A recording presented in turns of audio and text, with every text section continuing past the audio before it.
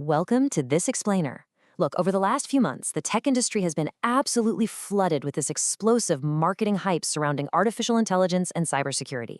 We're constantly being told that AI is going to fundamentally eradicate software vulnerabilities once and for all.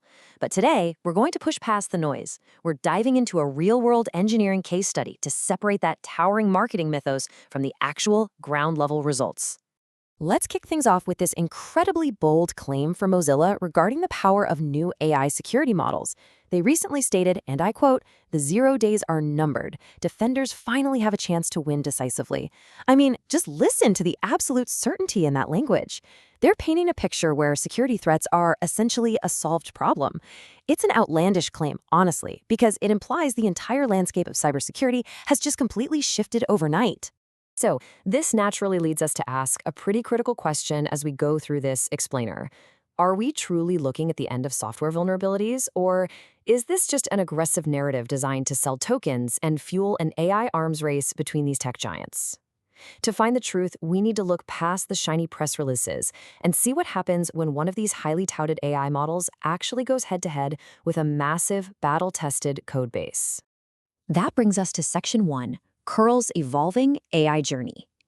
To really put these AI claims to the test, we're looking at the legendary open-source project Curl and its lead developer, Daniel Stenberg.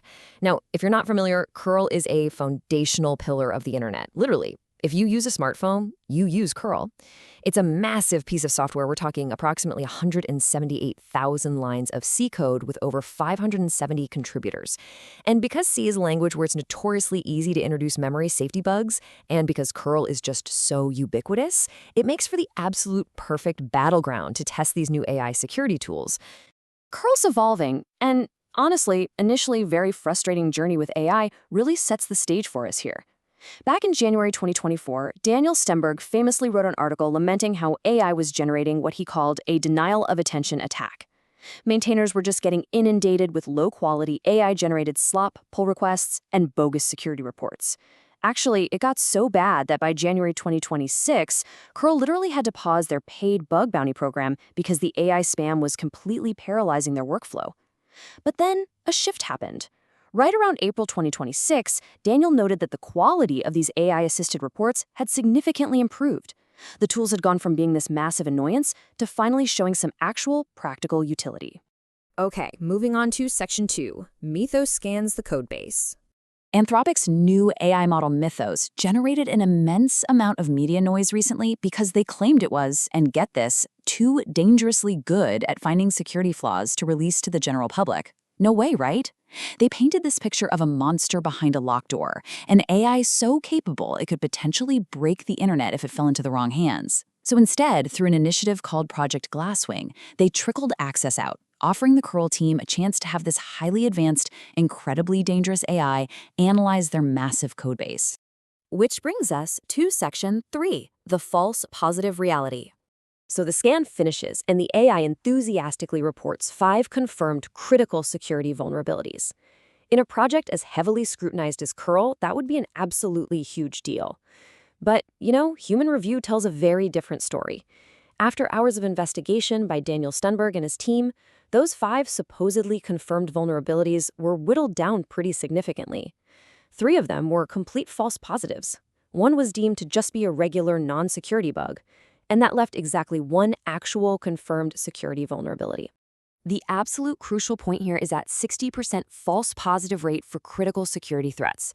This right here is a classic AI trap. The AI was incredibly confident in its findings, presenting completely false information with absolute certainty. For engineering teams, you have to understand this is a massive hidden cost.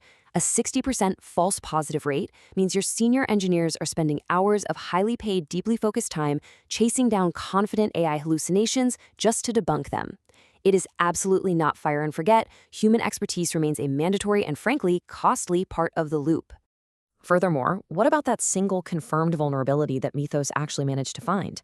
Was it this earth-shattering 0 day that justified the whole too dangerous to release marketing campaign?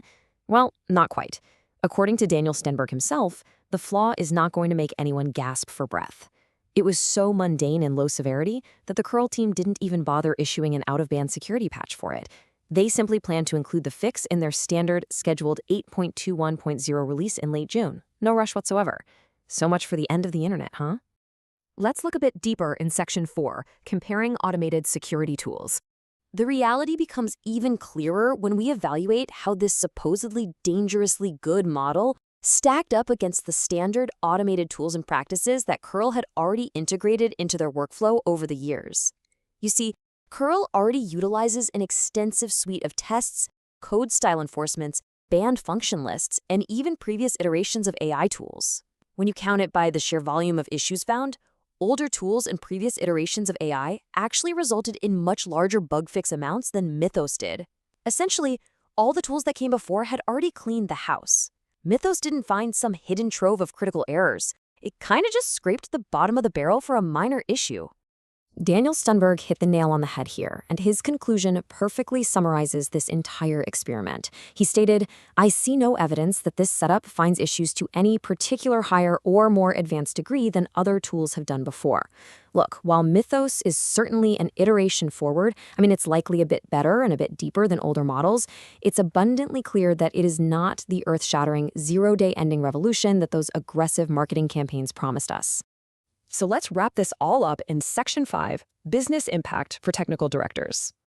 What should technical directors and engineering teams actually take away from this explainer? When you're sitting down, planning your budgets, and assessing your security posture, how should you view these AI tools? First off, AI is an iterative tool. It is not an absolute replacement for your security team.